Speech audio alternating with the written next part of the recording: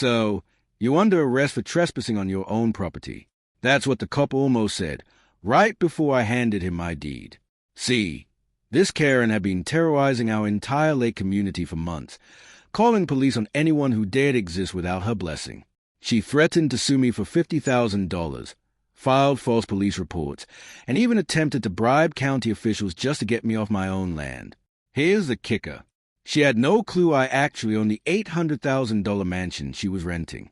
Picture dawn breaking over Lake Serenity, the scent of pine needles mixing with morning mist. Suddenly, blue police lights flash across my grandfather's old cabin. Gravel crunches under tires as 2 squad cars pull up. And there she is, Brenda Carmichael, standing on her mansion's deck in a bright pink bathrobe, pointing at me like I'm some criminal mastermind. What would you do if someone called the cops on you for fishing on your own property? Let me know below. Where are you watching from? I bet half of you have your own HOA horror stories. My name's Marcus, and 3 years ago, I thought I'd found paradise. After 20 years in military logistics and surviving a divorce that hit like a tank driven by my ex-wife's lawyer, I inherited my grandfather's cabin on Lake Serenity, Minnesota. Population 3,200, where the biggest drama used to be Mrs. Henderson kept stealing fish from the neighbor's docks. The cabin isn't fancy. A 1960s A-frame sitting on 2 acres of pure heaven. Every morning, I woke to loons calling across mirror-still water. Step onto dock board worn smooth as glass by 40 years of Minnesota weather and breathe in air so clean it made my lung forget 20 years of Army diesel fumes. The place smelled like my childhood cedar mixed with pine needles and that sweet metallic tang of lake water at dawn. For 2 perfect years, Lake Serenity earned its name. 47 properties scattered along 8 miles of shoreline, a mix of blue-collar locals and summer folks, all following one sacred rule. Wave when you see each other. Help when someone's in trouble, and mind your own damn business the rest of the time. Then Hurricane Brenda hit. She bought the biggest eyesore on the lake, an $800,000 McMansion that looked like a suburban Dallas house dropped by accident into the Minnesota woods. Within her first week, she introduced herself to half the lake by pontoon boat, always wearing those blindingly white capris and cardigans bright enough to signal aircraft. Sweet as artificial sweeten on the surface, but her eyes were cold as January lake ice. The morning everything changed.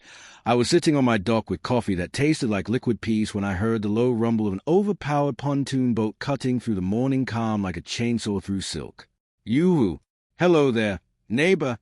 Brenda's voice carried across the water with all the warmth of a tax audit.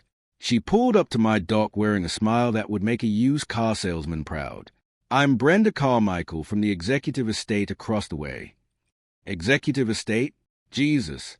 I'm here on official HOA business, she announced, producing a manila folder with the theatrical flair of a game show host revealing prizes.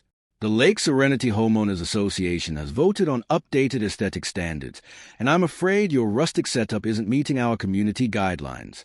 I set my coffee mug down so hard it rang against the wooden rail like a bell. What homeowners association? Her plastic smile cracked just enough to show teeth. The one that protects our property values from declining influences. That aluminum boat has got to go. And frankly, the fishing gear scattered around makes the whole area look like a bait shop exploded. My declining influence? That 1995L had caught more fish than her fancy floating living room ever would. The scattered fishing gear? My grandfather's hand-carved rod holders and a tackle box older than she was. Lady, this property's been in my family since before you were born.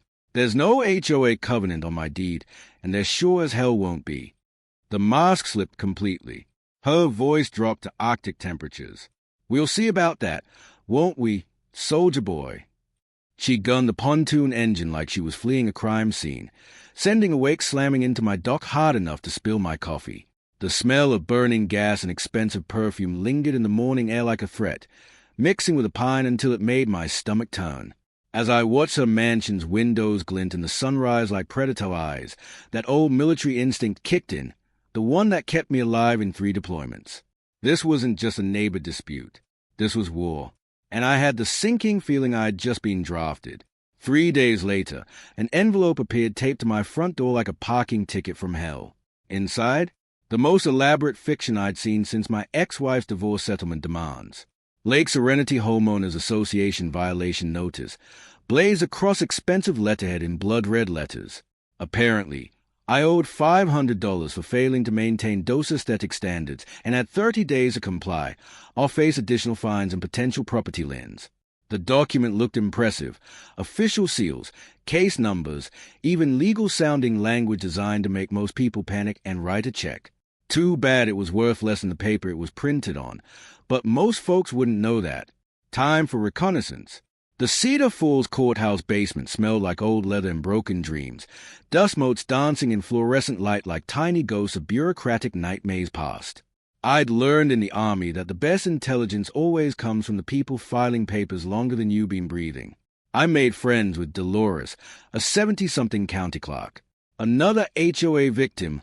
Hun, she whispered, pulling out my property file with hands trembling from arthritis.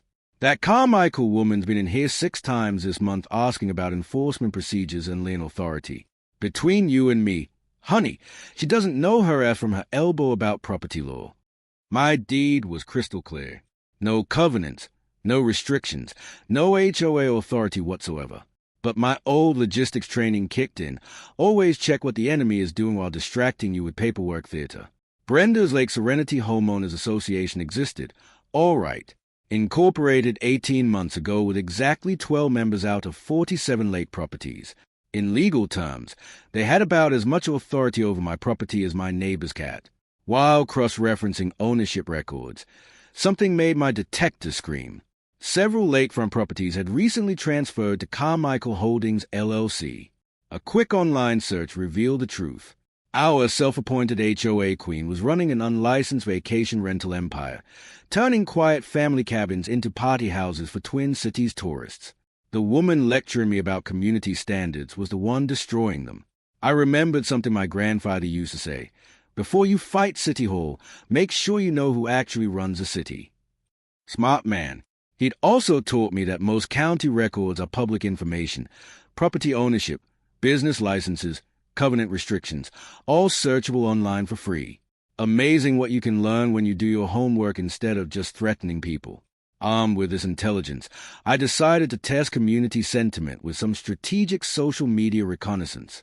Facebook might be where brain cells go to die, but it's also where you discover who's really paying attention in your neighborhood. My post was simple. Has anyone else received violation notices from the Lake Serenity HOA? Asking for educational purposes. My phone exploded like a fireworks factory. 8 different lake residents sent private messages, each with their own Brenda horror story. She'd been systematically working around the lake like a legal intimidation tornado, threatening elderly widows over bird feeders and young families over mailbox colors. Janet, a retired librarian with organizational skills that would make the CIA weep, had been documenting everything in a three-ring binder. Tom from Marina shared photos of Brenda's bounce checks and unpaid fuel bills. Even 90-year-old Florence chimed in with observations about unusual late-night activity at Brenda's family rentals. I created a private group chat called Lake Serenity True Squad because if you're going to fight crazy, you might as well lean into the comic book drama. That evening, my phone rang with a number I didn't recognize. Brenda's voice oozed through the speaker like honey mixed with industrial solvent. Marcus, sweetie, I saw your adorable little Facebook post. You're making this unnecessarily difficult for yourself. Just asking questions, Brenda. Neighborly curiosity. Oh, honey, you really don't want to go down this road with me. I have connections you couldn't imagine, and I will absolutely report you for harassment and cyberbullying. The line went dead, leaving me staring at my phone and wondering what kind of connections a vacation rental scammer thought she had with local law enforcement. As the evening settled over the lake, I sat on my dock listening to the gentle percussion of waves against weathered wood, breathing in air that still smelled like freedom and fish fry. The sunset painted everything gold, including the Truth Squad members' houses scattered along the shoreline like fortress lights. Brenda had made one critical mistake. She'd picked a fight with someone who actually knew how to gather intelligence before going to war.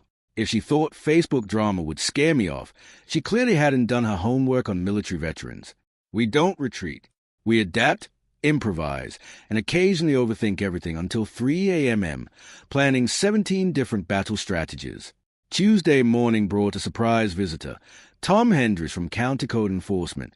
looking about as enthusiastic as a man facing a root canal. His pickup truck crunched across my gravel driveway at exactly 9 a.m. Apparently, Brenda believed in punctuality when filing bogus complaints. "Mr. Marcus, sorry to bother you, but I've got to follow up on some reports about dock violations and an abandoned vehicle." Tom looked embarrassed, which told me everything I needed to know about Brenda's complaints. I poured him coffee that actually tasted like coffee, not the battery acid sludge they serve at government offices, and we walked down to inspect my supposedly criminal dock setup. Tom measured everything twice, checked his clipboard, and shook his head like a man who'd wasted his morning on nonsense. "Between you and me," he said, lowering his voice though we were alone, "this is the 23rd complaint I've received from the same address in 6 months. Lady's got the county office on speed dial." That's when Tom let slip something interesting. Brenda had actually tried to slip him a $100 bill during their last encounter, claiming it was a consulting fee for finding creative interpretations of building codes. The woman wasn't just playing neighborhood dictator. She was testing the waters for small-time corruption. My grandfather always said, "You can judge people by how they treat service workers and government employees." Apparently, Brenda's strategy was to intimidate or buy them off. That evening, the Truth Squad attended Brenda's emergency HOA meeting as observers, which was about as democratic as a North Korean election. The gathering took place in her mansion's great room, a space so aggressively decorated it looked like a furniture showroom had exploded in shades of beige and gold. Only 6 people showed up, mostly property managers from her rental empire, who looked like they'd rather be literally anywhere else. Brenda had prepared an elaborate PowerPoint presentation titled "Protecting Our Community Investment," complete with pie charts about property values and photos of non-compliant properties, all belonging to people who'd refused to join her HOA. Janet, bless her librarian heart, took notes like she was documenting war crimes. But real intelligence came when she noticed Brenda kept checking an expensive Rolex and glancing nervously toward the kitchen during the bathroom break, because nothing says professional meeting L like a bathroom break in someone's living room. Janet followed Brenda and overheard a heated phone conversation. "I told you the payments are coming," Brenda hissed into her phone. "These people are more stubborn than we expected, but I've got new strategies. Legal pressure, code enforcement, whatever it takes." The pieces started clicking together like a puzzle made entirely of red flags. This wasn't about community standards or property values. Someone was applying financial pressure to Brenda, and she was desperately trying to generate income through harassment and intimidation. I'd seen this pattern before in the Army. People under extreme stress make increasingly desperate decisions until they cross lines they never imagined they would. The question, who was holding Brenda's financial leash? My answer came faster than I anticipated. While researching her lawyer, the same one who had sent me that threatening cease-and-desist letter, I discovered he specialized in foreclosure defense and debt collection. Not exactly the kind of attorney you hire for neighborhood disputes, unless you're already drowning in legal trouble. So, I did what any reasonable person would do. I filed my own complaint against Brenda for harassment, filing false reports, and misusing county resources for personal vendettas. 2 could play the bureaucracy game, and I had plenty of practice navigating military red tape. Then I took it one step further.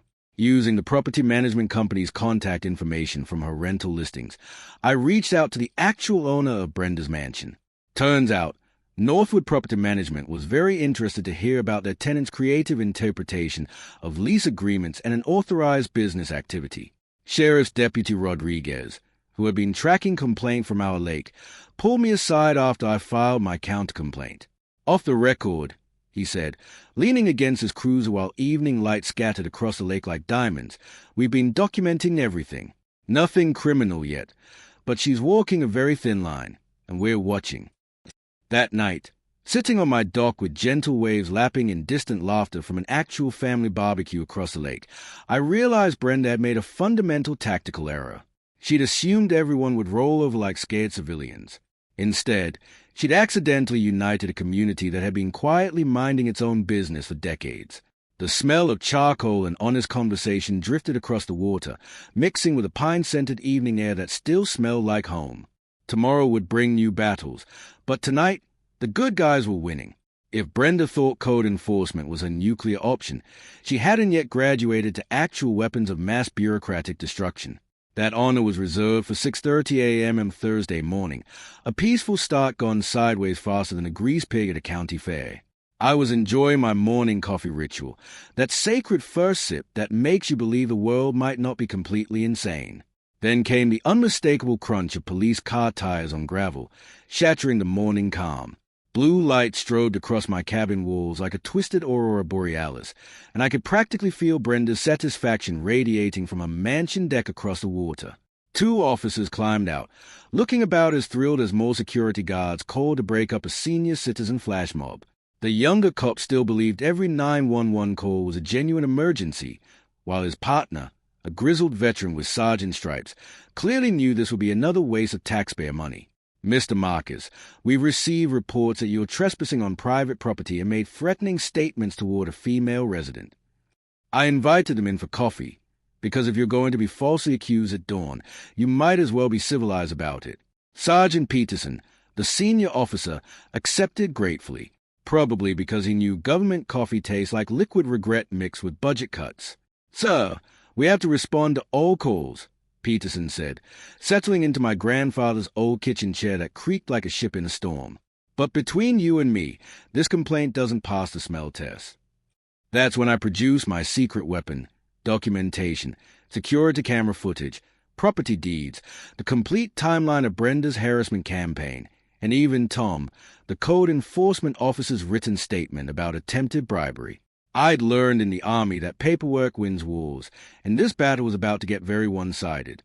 Peterson reviewed footage of my supposed threatening behavior, which showed me helping elderly Florence load her fishing gear into her car while Brenda lurked behind her mansion windows like a suburban spy novel villain.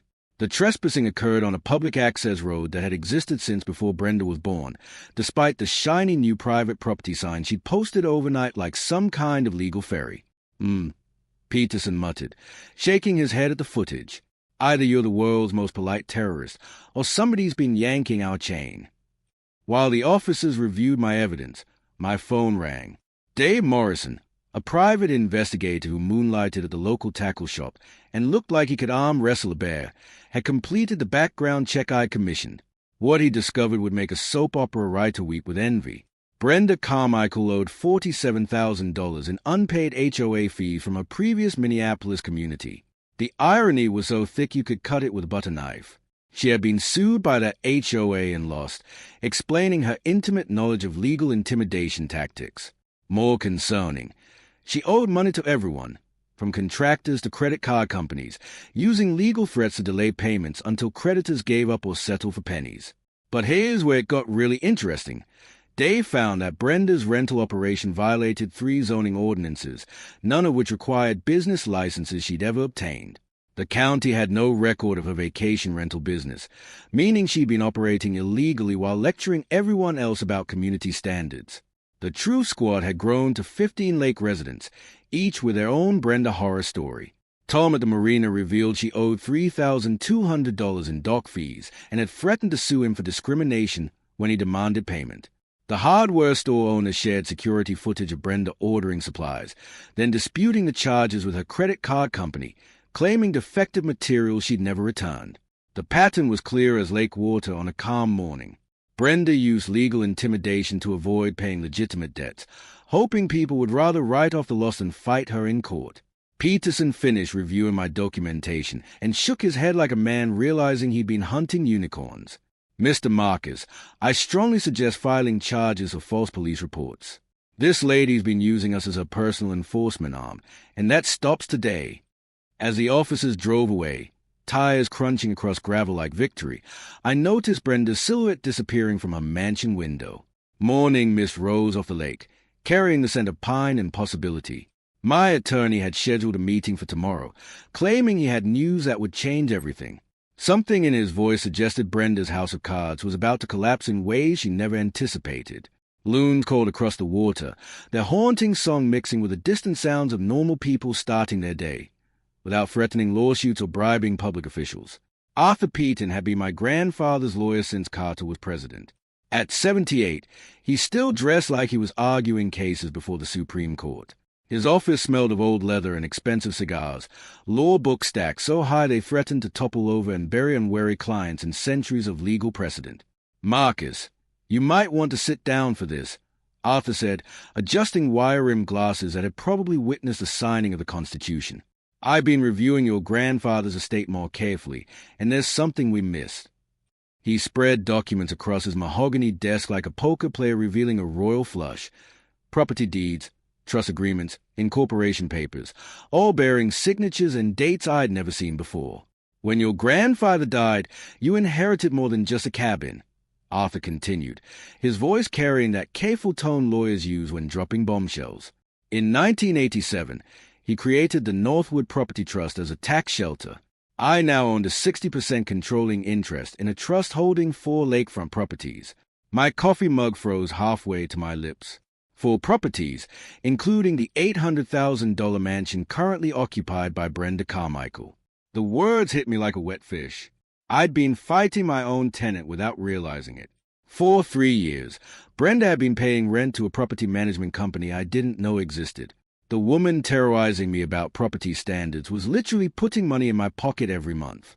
Arthur pulled out a lease agreement thick enough to stop bullets. "Your grandfather was thorough. This lease includes clauses about peaceful enjoyment, prohibition of unlicensed business activities, and maintaining community harmony. Ms. Carmichael has violated approximately 14 different terms." The irony was perfect, divine, even.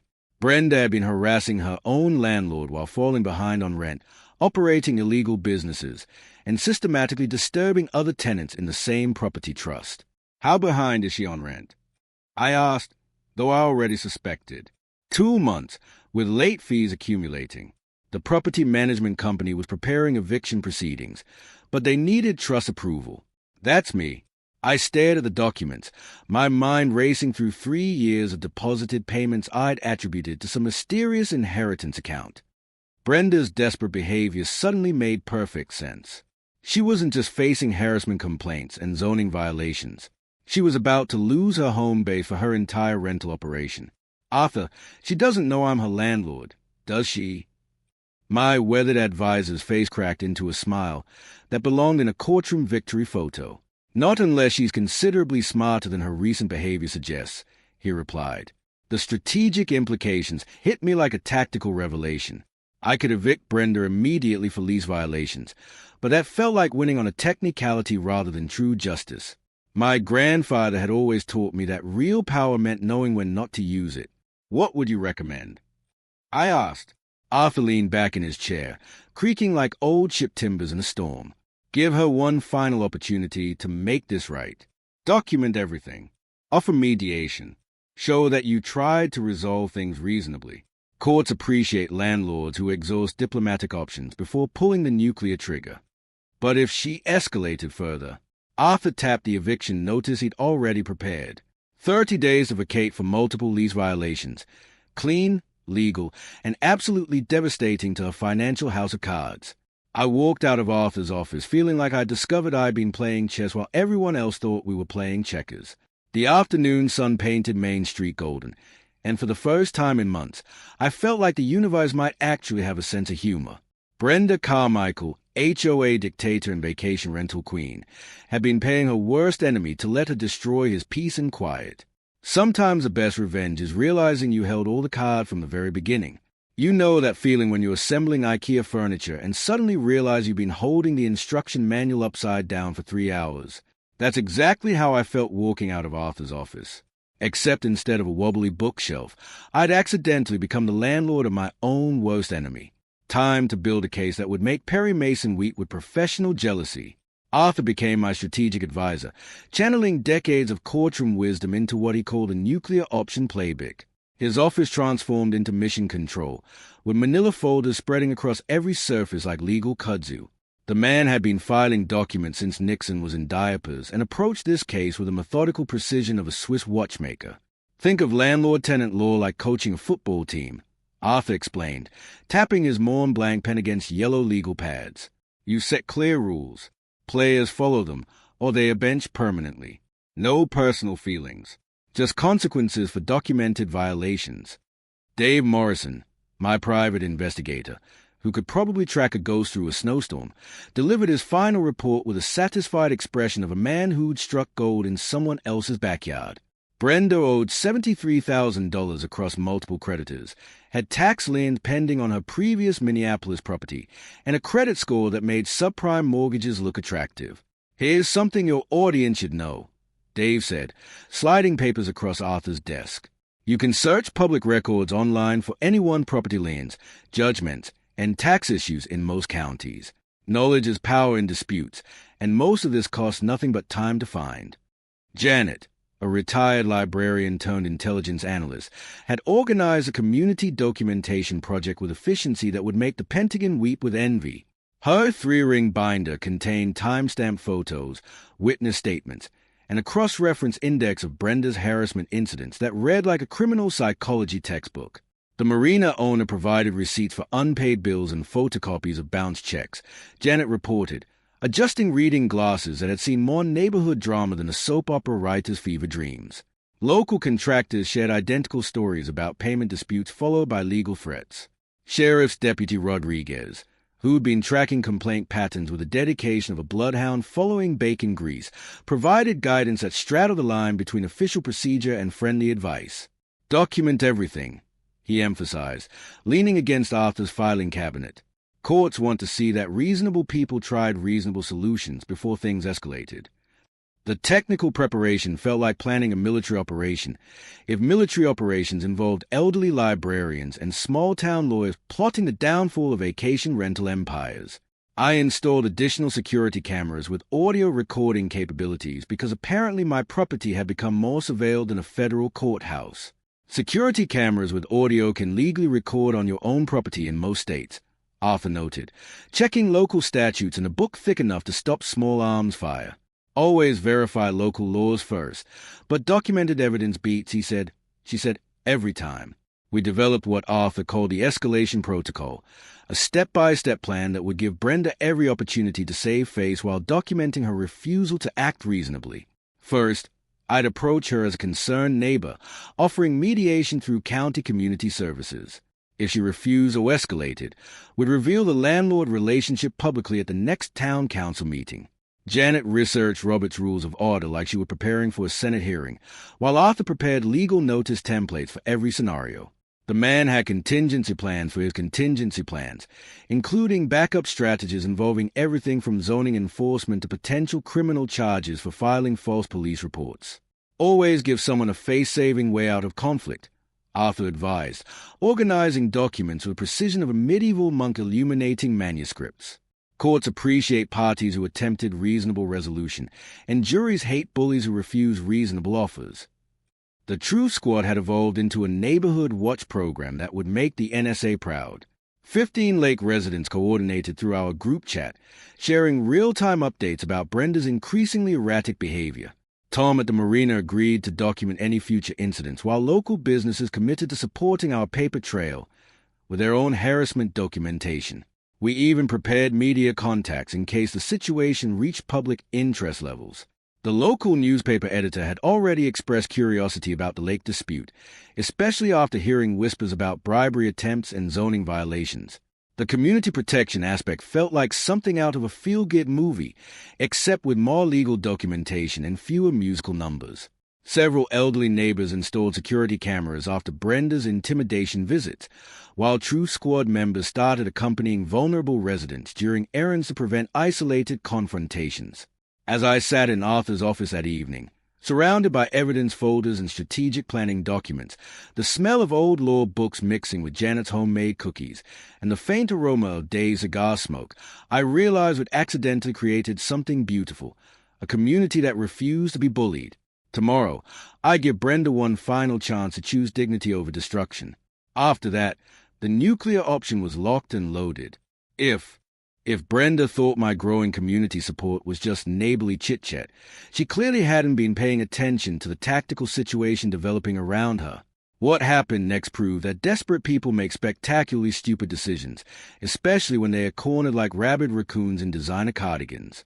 The sabotage started subtly, which should have been my first warning that Brenda had graduated from amateur harassment to genuine criminal behavior. She'd been monitoring our Truth Squad activities through Facebook stalking that would make a teenage ex-girlfriend proud, creating fake profiles to gather intelligence and spread counter-narratives about my supposed instability.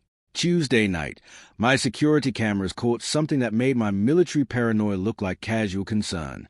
At 2:17 a.m., a pickup truck matching a handyman's vehicle crept past my dock like a suburban ninja mission gone wrong. The driver wore a baseball cap pulled low, but the truck's license plate was clearly visible under my new LED floodlights. Wednesday morning brought a surprise that would have ruined my day if I hadn't learned to expect the worst from people wearing too much perfume and carrying legal threats. My fishing boat was sitting half-submerged at the dock, looking like a maritime crime scene. The drain plug had been removed with surgical precision. Not loose, not damaged, just gone. $2,800 in water damage to the motor and electronics, plus tackle gear that had been in my family longer than Brenda had been alive. The smell of lake water mixed with oil and gasoline created an aromatic cocktail screaming insurance claims and criminal charges. But here's where Brenda's desperation revealed a fundamental misunderstanding of how evidence works in the 21st century. My security cameras had captured everything in glorious high-def detail, complete with audio of a handyman muttering about crazy lady jobs while he worked. I filed a police report with the methodical precision of someone who'd been documenting harassment for months. Sheriff's Deputy Rodriguez arrived within an hour, took one look at the video evidence, and shook his head like a man watching taxpayer money circle the drain. "This cross a line," he said, examining the deliberately removed drain plug. "Property damage is a felony if it exceeds $1,000, and your electronics alone put this in serious criminal territory."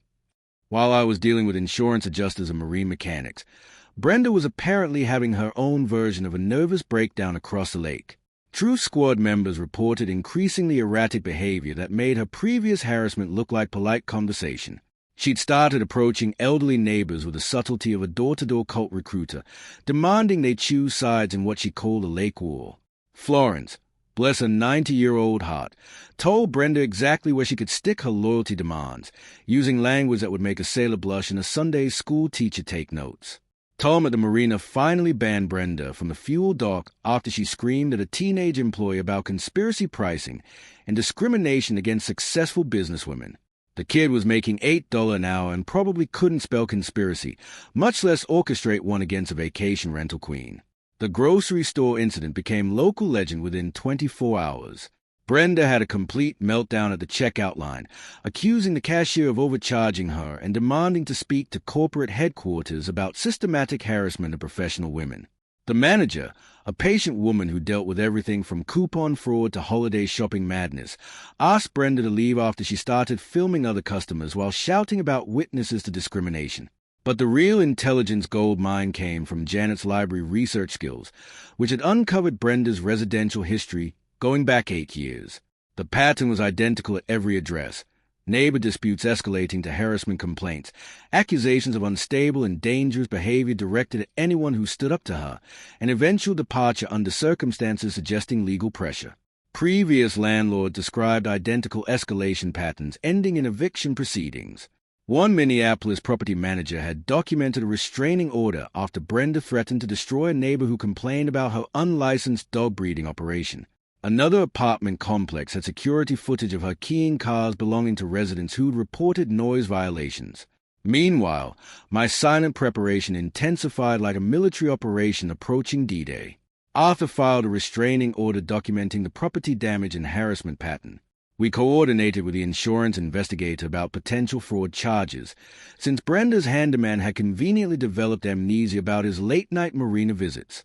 Pressure was building from multiple directions. Online reviews for Brenda's vacation rental started mentioning unstable management and neighborhood disputes, causing her booking rates to plummet faster than her credit score. The property management company received formal complaints about tenant behavior violating community standards. County zoning enforcement had begun a formal investigation into unlicensed business operations, while local newspaper editors started asking uncomfortable questions about corruption allegations and harassment patterns.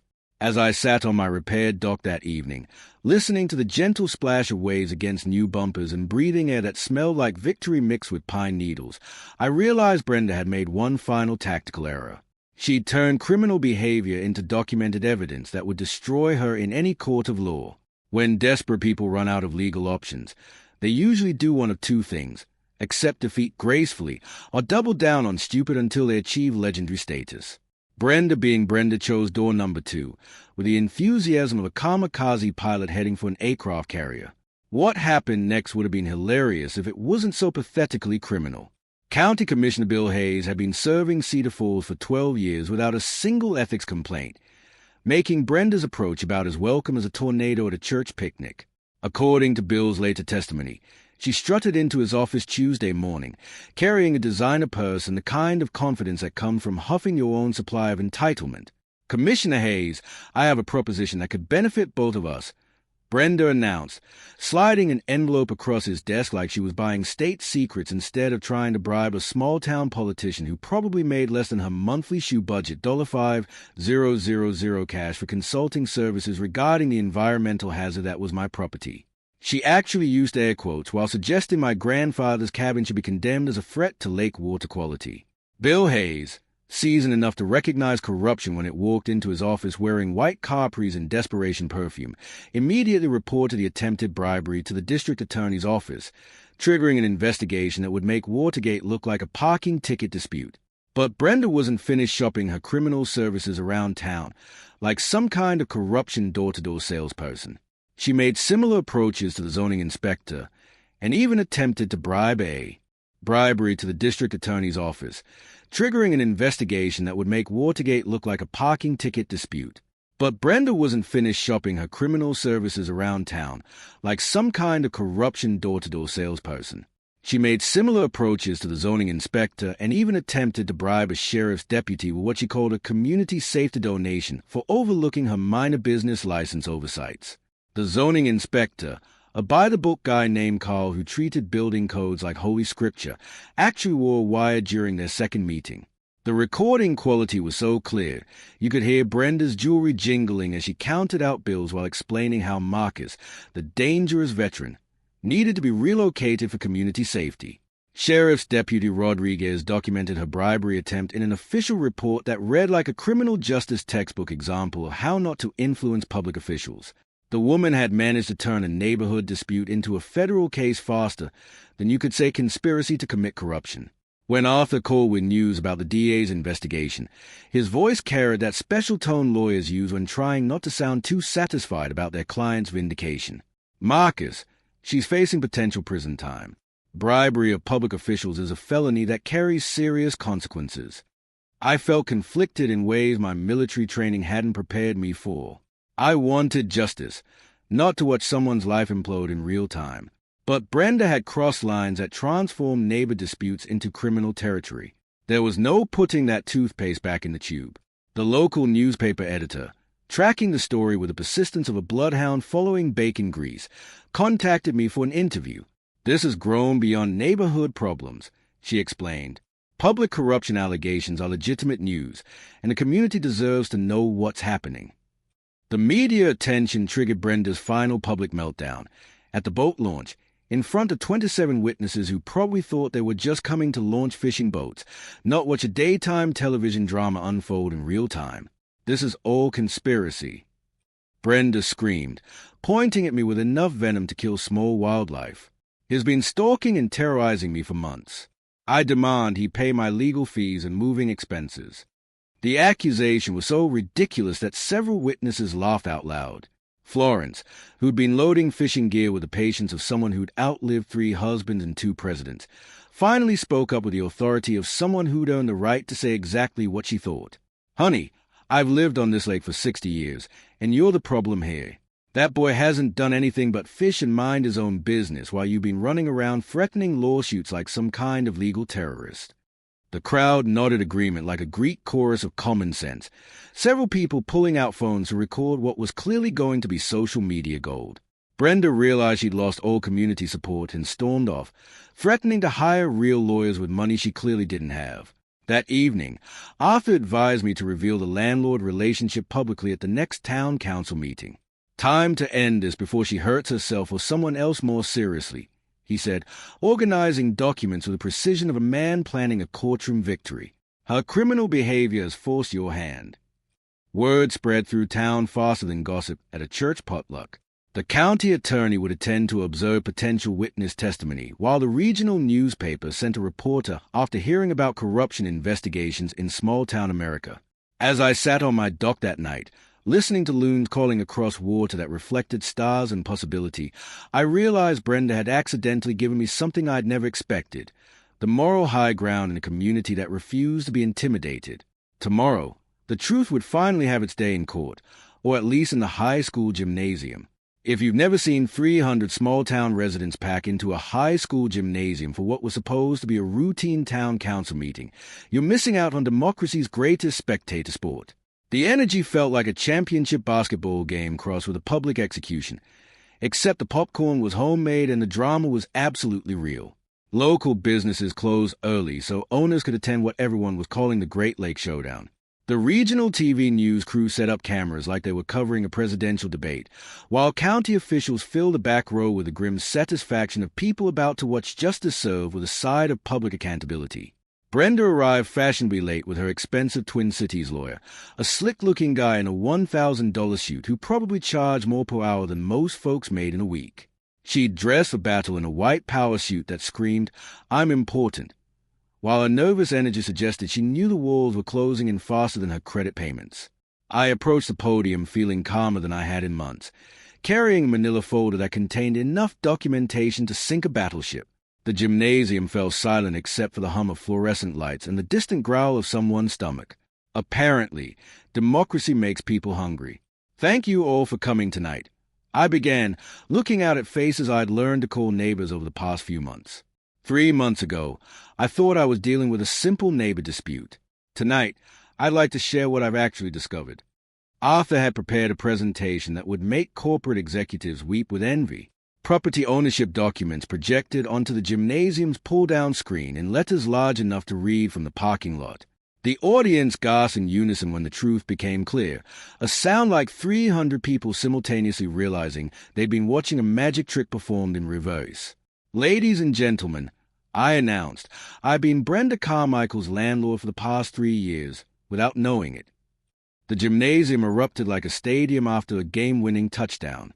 Applause, laughter, and more than a few, "I knew it," shouts echoed over basketball hoops while Brenda's face went through more color changes and a mood ring in a microwave. Arthur's timeline of lease violations played out like a greatest hits collection of tenant nightmares. Security camera footage of the boat sabotage drew audible gasps from the audience, while audio recordings of bribery attempts made the county attorney sit up straighter, notes flowing across his pad like potential arrest warrants. Brenda's lawyer tried damage control with the desperation of someone attempting to plug a dam with chewing gum. My client was unaware of the ownership structure and acted in good faith to protect community standards, he protested. The audience laughter was so loud it probably registered on seismic equipment in neighboring counties. Florence, sitting in the front row with the confidence of someone who'd earned the right to speak truth to power, shouted, "Good faith, my ass," loud enough to make the pastor cover his ears and the newspaper reporter scribble frantically. Financial records showing unpaid bills and fraudulent business operations scrolled across the screen like a criminal psychology textbook written in spreadsheet format. Local business owners openly discussed Brenda's creative payment avoidance strategies, while Tom from the marina held up photocopies of bounce checks like evidence in a fraud trial. That's when I delivered the line I'd been practicing in the mirror for 3 days. "Miss Carmichael, I offered you respect as a neighbor and reasonable discussion as a community member. You chose intimidation, harassment, and criminal behavior instead." I held up the official eviction notice, crisp and legal, absolutely devastating. "As your landlord, I'm giving you 30 days to vacate for multiple lease violations. This could have been handled privately and respectfully." The standing ovation lasted so long, I thought the fire marshal might issue noise violations. Florence led the applause like a conductor directing the world's most enthusiastic orchestra, while several True Squad members wiped away tears, joy, relief, or both. Brenda stood up with a dramatic flair of someone who had clearly been practicing courtroom scenes in her bathroom mirror. "This is all lies and conspiracy," she shouted, pointing at me with enough venom to poison a small lake. "Here's bought-off law enforcement and the media. This is harassment and discrimination. Sheriff's Deputy Rodriguez moved closer as Brenda's voice escalated beyond indoor conversation levels. Her lawyer physically restrained her from approaching the podium, probably saving her from additional criminal charges involving public disturbance and potential assault. The TV reporter interviewed me afterward with softballs pitched like a sympathetic grandmother. What message do you have for others dealing with HOA abuse? Document everything, know your rights, and remember, bullies only win when good people stay silent. The next day's newspaper headline read, "Lake Dispute Exposes Bribery Scheme." Suddenly, our little neighborhood drama became a cautionary tale about power, corruption, and the importance of reading your property deeds carefully. As the crowd dispersed that night, chattering like excited teenagers after a concert, I realized we'd accidentally created something beautiful, a community that refused to be intimidated by anyone, no matter how loudly they screamed about their importance.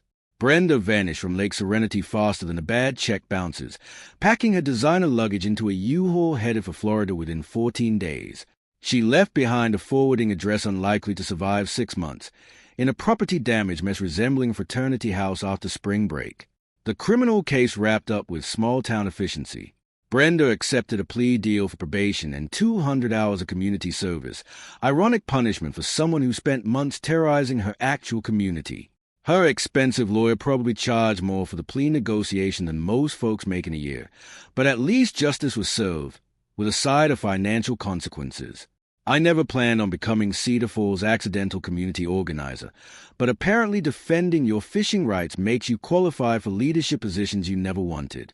The Lake Serenity Advisory Committee evolved naturally from our Truth Squad, establishing reasonable community standards without the fascist tendencies that plague traditional HOAs.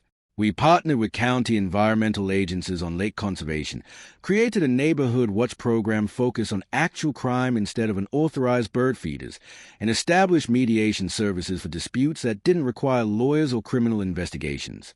The real magic happened when I discovered how to invest 3 years of surprise rental income. The Lake Serenity Community Scholarship Fund was born, a revolutionary idea, reward local kids who understood community service instead of community harassment. Every spring, we award scholarships to students pursuing environmental science, law, or public service careers. Our annual fundraiser became Cedar Falls' premier social event. Fish fry that tastes like heaven, live bluegrass music, and storytelling contests where neighbors share Remember Brenda tales with affection usually reserved for surviving natural disasters. Florence won last year's competition with her Oscar-worthy reenactment of telling Brenda exactly where to stick her loyalty demands, gestures included, that inspired even the Methodist minister's sermon on righteous anger. Personal healing arrived like a Minnesota spring. Slowly, then suddenly, genuine friendships blossomed from the fires of community resistance. Neighbors stood together against bullies, and Janet and I began dating around Christmas, bonding over proper documentation and neighborhood revolution strategy. I rediscovered my grandfather's woodworking shop, building picnic tables for public lake access, and teaching kids how to create useful things instead of frivolous lawsuits. Our lake conservation project became a statewide model for community environmental stewardship. Weekend cleanups remove invasive species while students monitor water quality and learn that protecting nature requires cooperation, not litigation. State agencies now showcase Lake Serenity as proof that communities accomplish remarkable things when they work together. 3 battle-tested lessons every homeowner needs. Research deed restrictions before buying property. Most HOA requirements are unenforceable fantasies created by people with law degrees from Google University. Public record searches reveal anyone's liens, judgments, and business licenses through county websites. Knowledge is power. Security cameras and documentation defeat harassment better than any lawyer. Invest in quality equipment and understand local recording laws. Media coverage transformed our neighborhood drama into inspiration for communities nationwide fighting HOA tyranny. I've appeared on property rights podcasts, spoken at municipal meetings about harassment prevention, and somehow became the unlikely champion for citizens refusing to surrender to bureaucratic bullying.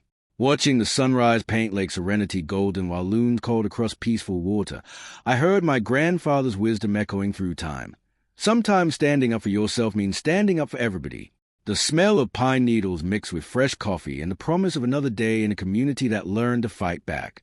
If you survived your own HOA nightmare, share your story in the comments below.